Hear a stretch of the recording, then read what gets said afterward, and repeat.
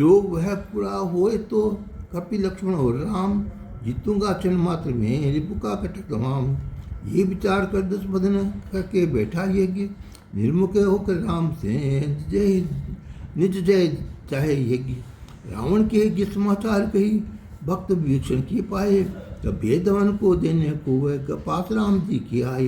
यद्यपि कहा है स्वामी जी ये यज्ञ पूर्ण हो जाएगा, तब वह दुश्मन फिर किसी तरह से जीतने ही नहीं पाएगा। ये सुनकर रघुनाथ ने बानर लिए बुलाए, दिया हुक्म दस बदन कहा, यज्ञ बिना सो पाए। चलो किस गण उसी क्षण प्रभु की आज्ञा पाए, कौतुक से सब चढ़ गए लंका गढ़ पर जाए।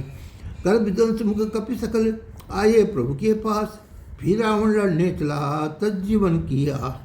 बैठा रथ में और हुक्म दिया, तब बजा वह जोशीला बाजा, ले संग फौज के लड़ने को फिर चला आज रावण राजा। देखा जब आगे चलता है तब सगुन भयंकर होते हैं, उड़ते हैं गिद्ध सिरों ऊपर कुकर किसी आर खड़े होते हैं। देवतागण से बोल उठे प्रभु अब ये खिलाओ सारी को, हमने दिया इसने कष्ट और संकट जनक दुलारी को। श्री रामचंद्र जी क्रोध में भरकर बाणों को बरसाते हैं, तब घायल निश्चरगण मूर्छितों पृथ्वी पर गिर जाते हैं। दैत्य के बल से रुद्रबहा जो गिरते झरने बजरते हैं, ये चली खून की नदी देखकर उसका कारण डरते हैं। अरे असुर दस्कंद ने मन में किया विचार, मैं किला ही रह गया कपिय बेसुमार। मरे असुर दस्कंद ने मन में किया विचार, मैं किला रह गया कपिय बेसुमार। अच्छा इकला तो करता हूँ, कुछ माया भी मैं फैला हूँ, जब लोह से जीता जागता हूँ तो संकोच मिटा लूँ मैं भी। श्री राम को पैदल देख कर उधर देवताओं के मन में सोच हुआ, बिन रथ के देख श्री रघुवर को मन में भय और संकोच हुआ। महाराज इंद्र ने प्रभु के हित अपना रथ स्वर्ग से भिजवाया, सब हर्ष सहित मातली नामक सारथी वहाँ लेकर आया। अब झूठे हुए के अजर अमर चंचल घोड़े चार, दिव्य रूप रथ उसी पर हुए असुर सरवार। रथ पर रघुनायक को देखते ही कपिसेना बल पाकर धाई, लड़ते लड़ते दस्कंदर ने फिर अपनी माया फैलाई। जिस ओर बालू कपि जाते हैं श्री राम लखन हो पाते हैं, लाचार हुए किस तरफ लड़े ये सोच रहे हैं या कुलाते हैं। निर्दल व्याकुल देख कर है तजा राम ने तीर, पल में माया मिट्टी की बंधा कपिन को हीर। श्रीनाय विपरीत चरणों को रथसूत से आगे चलवाया, तब क्रोध भरा दस मुख रावण गरजता हुआ सन्मुख आया और बोला, अरे तपस्वी तू भय नहीं किसी का मानता है, लेकिन है रावण नाम मेरा जिसका सब जग ये जानता है। तू नहीं जानता त्रास मेरा, ये नाम अमर तक मरते हैं, और कुबेर आदि लोकपाल बंदी खाने में रहते हैं। जो आज रण में भागा तू तो उसका बदला ले लूँगा, और दुष्ट अधम निर्जल बाल मैं तुझे काब क्यों सौंपूँगा। सुंदर बचन सुराज के कुटिल काल बस जात, सत्य सत्य कहना तेरा बोले कृपा निधान। देखूंगा तेरे पोरस को इसलिए बहुत बकवास न कर, और बार बार करके बकाम तू अपने यश को नाश न कर। बस इतना ही कहते सुनते वह राजा रावण खिसियाई, श्री रामचंद्र जी के ऊपर अग्नि के शस्त्र बरसाई। इधर श्री राम जी ने छोटा अग्नि बाण, तजे पतंगी की तरह निष्ठों ने प्राण। तब फिर श्री रावण ने ऋषिया कर एक तीक्ष्ण शक्ति छोड़ी, श्री राम ने अपने बाणों को तल उस शक्ति को वापस मोड़ा। लाखों ही चक्र त्रिशूल खड़ग उसने प्रभु के ऊपर डाले, श्री राम ने अपने बाणों से सर्वस्वान कर डाले। तजाति रघुनाथ ने धनुष श्रवण लगतान, रथ टूटे घोड़े मरे गए सूत के प्राण।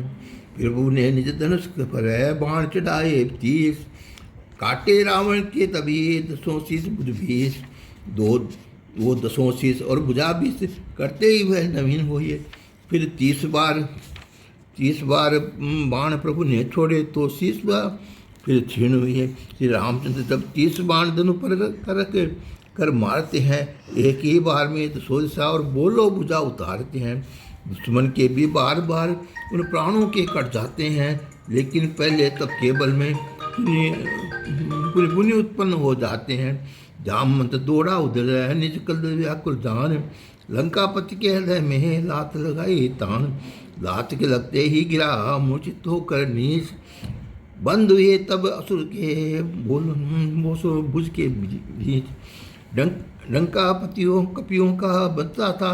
सब दैत्य पड़े थे शंका में, रावण को रथ में डाल तुरंत ले गए निशाचर लंका में। उसी रात सीता गई सिया मात के पास, शुरू करो रण की कथा होकर आम उदास। सीता बोल रही और धीरे धरो विधि तुम्हें न दुख दिखलाएगा। हाँ समझती हूँ कारण वो किस प्रकार मारा जाएगा। छाती में उसके बाण लगे तब बोला इसका नाश किया। नासिया ये जो कहती है तू इस बात को तुम हृदय में करो विश्वासिया।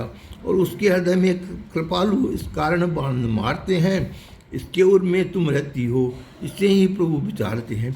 इस ध्यान के सिया को मेरा ध्यान, तुम्हें मुझे ही ध्यान है। त्रिलोक का भी मारूं बाण, लगे अगर सिरों में छूट जाएगा ध्यान। तब कृपालु से राम जी लगेंगे अपना मान। उधर अर्धनिश्चित इसमें जागा मूर्छा से 10 कंदर। सार्थ से कहने लगा दिख दिख रे सट अनु। जब सूतने से गए कर चरणों को प्रत्येक भांति से समझाया, होते ही प्रातःकाल सुबह फिर रथ पर चढ़कर लड़ने आया। रावण ने प्रचंड शक्ति छोड़ी, सन्मुखी विभीषण के दाई। तब भक्त की रक्षा करने को आगे आए श्री रघुराई। तब पीछे किया विभीषण को, वह शक्ति ली अपने ऊपर। जन पर कृपा जनार्दन की गिर गए आप मूर्छित होकर। सोचा मेरे कारण क्लेश ये आप दयानिधि ने पाया। बस तभी विभीषण से गदा उठा रावण के संग लड़ने कूद आया। लगते ही गदा की व्याकुल हो 10 मुख करके उनमें दरमियान गिरा। तन में शोषित की धार बही रस्ते पृथ्वी पर आन गिरा। इधर मूर्छा से उठे श्री राघव दुष्गंध, कह जय जय सुधि स्नेह मरकट भये आनंद। अब भाई को भाई का रहा न किंचित ख्याल, कहा विभीषण ने तभी सुनिए दीन दयाल। है प्रभु इसकी नाभि में अमृत कुंड का वास, इस कारण होता नहीं 10 कंदर का नाश। प्रभु इच्छित सर सजे श्रवण लगता है, सन्नाते सहायक जले उड़ते सर्व समान। तब सीखा एक बाण ने नाभि का अमृत कुंड, 30 बाण नभ में उड़े लेकर भुज और मुंड। बिना शीश भुजाओं का अवधड़ रावण का सन्मुख ही दौड़ा। पृथ्वी दसकने लगी तभी बाण राम ने फिर छोड़ा। सर के लगते ही 2 टुकड़े हो आन गिरा दर धरती पर। पिछ गए बहुत बंधर से बालो, काफी बसदा ढोले बदबू पर। मरते ही गर्जा और बोला का राम अभी संहारूंगा। हनुमत अंगद ने सुग्रीव नस्ल को मार के मारूंगा। बिजली समान एक तेज निकल उड़ के प्रभु से आया मुख में। दल के डंके पर चोट चली, कपि भालू फूल गए सब मुख से। इस प्रकार जय जय कर मंडलीय सुरों की हर्षाई। रघुनंदन के निज अंगों में कोटो अनंग शोभा छाई।